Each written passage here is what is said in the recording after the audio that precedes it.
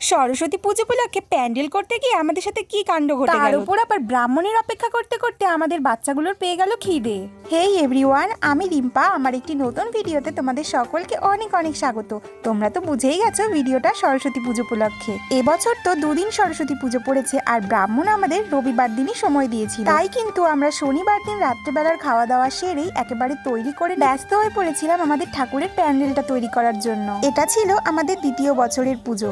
আগের বছর আমরা ছোট্ট করে পুজো করেছিলাম, তাই ভেবেছি এবছর একটু বড় করে প্যান্ডেল করব। এত কাজ করতে করতে দেখো আমাদের ছেলেপেলের দলবল একদম ক্লান্ত হয়ে গেছে। তাই কিন্তু রাত বাজে 1:30 আর দেখো আমাদের মামা নিয়ে এসেছে করে আমাদের জন্য লেমন টি। আমার ছোট ছোট রিলস ভিডিওতে তো তোমরা দেখেছোই এই সোলার কাজগুলো আমি করেছিলাম, তো এখন সেগুলো কাটিং করে প্যান্ডেল করা হবে। সত্যি কথা বলতে ওদের সাথে কিন্তু বেশ আমি এনজয় করছিলাম সময়গুলো। দেখো এখানে কিন্তু পাটকাঠির স্ট্রাকচার তৈরি করা হচ্ছে আর প্যান্ডেলটা তো তোমাদের সাথে অবশ্যই শেয়ার করব এই ভিডিওটাতে। আমি কোনোদিনও এরকম প্যান্ডেল করে সরস্বতী পুজো করিনি। আমাদের বাড়িতে ছোটবেলায় বাড়িতে ঘরেই পুজো করা হতো, কিন্তু দেখো এই 2 বছর ধরে আমাদের পাড়ার মধ্যে এতটা মজা হয়, এতটা আনন্দ হয় যে কি বলবো। আমার কাজ ছিল শুধুমাত্র এগুলো ড্রয়িং করা, যেগুলো কিন্তু আমার হয়ে গেছে। দেখো এটা কত সুন্দর লাগছে। এখন কিন্তু এগুলো সেটিং এর কাজ চলছে আর দেখো আমি তো তোমাদের শেয়ার করব বলে ভিডিও করছি। আর সবাই মিলে কিন্তু আমাদের পাড়ার সমস্ত ছেলে পেলে, মামা, আমার বর আছে, সবাই মিলে কিন্তু প্যান্ডেলটা তৈরি করছে। জানো তো অনেক রাত হয়ে গেছে, তাই আমি বেশি দেরি করব না। আমি সোজা চলে গেছিলাম ঘরে ঘুমিয়ে পড়ার জন্য। আবার পরদিন সকালবেলা থেকে তোমাদের সাথে ভিডিওটা শুরু করেছি। দেখো সকালবেলায় কিন্তু উঠে আমাদের প্যান্ডেল একেবারেই তৈরি। এই ফুল আর এই গাছগুলো যেন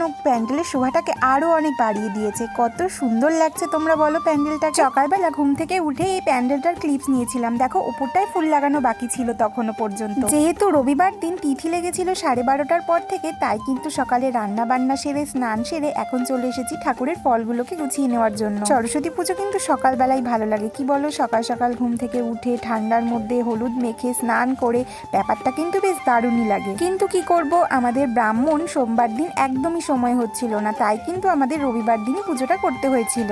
আচ্ছা বন্ধুরা, তোমরা কে কোন দিন পুজো করেছিলে অবশ্যই এই ভিডিওটার কমেন্ট বক্সে একটা কমেন্ট করে যেও। আমার কিন্তু যে কোনো পুজোতেই ঠাকুরের কাজ মানে এই সমস্ত গোছগাছ করতে কিন্তু বেশ ভালো লাগে। তাই দেখো আমার কিন্তু এদিকে ফলগুলো সমস্তই মোটামুটি কাটাকুটি করা হয়ে গেছে। তারপর কিন্তু প্রতিমাকেও আমাদের প্যান্ডেলে বসিয়ে দিয়েছি। দেখো আমাদের ঠাকুরটা কেমন হয়েছে জানিও তো।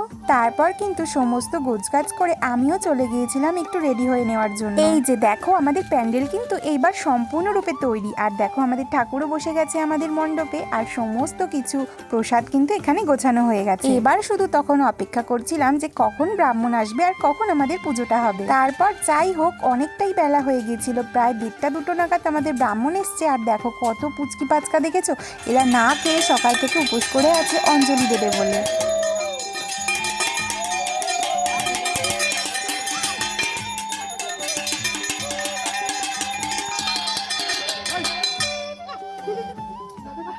তারপর তো পুজো শুরু হয়ে গেছে আর আমাদের অঞ্জলিও হয়ে গেছে। সেই সময় তো আর ভিডিও করা হয়নি, তাই তোমাদের সাথে সেগুলো শেয়ার করতে পারলাম না। এদিকে কিন্তু আমাদের পুজো সম্পূর্ণরূপে একেবারে ডান। তারপরে জানো তো আমার আর ব্লগটা কন্টিনিউই করা হয়নি, তবে ছোট ছোট ক্লিপস নিয়েছিলাম, সেগুলোই ব্লগে তোমাদের অ্যাড করে দিয়েছি। সরস্বতী পুজো মানেই তো শাড়ি পরতেই হবে, তাই মেয়েকে শাড়ি পরিয়ে দিয়েছি বড় হলুদ পাঞ্জাবিতে। আর আমিও শাড়ি পরে কিন্তু চলে এসেছি মেয়ের স্কুলে সরস্বতী পুজো উপলক্ষে ছিল খাওয়া দাওয়া, তো সেখানেই আমরা গিয়েছিলাম। আর তারপরে দেখো মেয়ের এই ক্লাসরুমে ঢুকে আমার তো শৈশবের স্মৃতিগুলো একেবারে ফিরে এসেছে। কেননা একটা সময় এই স্কুলে আমিও পড়তাম, এই ঘরে বসে আমিও পড়াশোনা করতাম। তো যাই হোক আমার এই ছোট্ট মিষ্টি সরস্বতীকে কেমন লাগছে তোমরা অবশ্যই একটা কমেন্ট বক্সে কমেন্ট করে জানিও। তো বন্ধুরা আজকের ভিডিওটা আমি এখানেই শেষ করছি। তোমরা সবাই ভালো থেকো, সুস্থ থেকো। আর ভিডিওটা তোমাদের কেমন লাগলো অবশ্যই জানাতে ভুলো না। ভালো লাগলে একটা লাইক, কমেন্ট, ফলো, সাবস্ক্রাইব করে অবশ্যই বন্ধুত্বের হাত বাড়িয়ে দিও। চলো তাহলে তোমাদের সাথে দেখা হবে নেক্সট একটা ভিডিওতে। তো সবাই ভালো থেকো, সুস্থ থেকো, সবাইকে টাটা।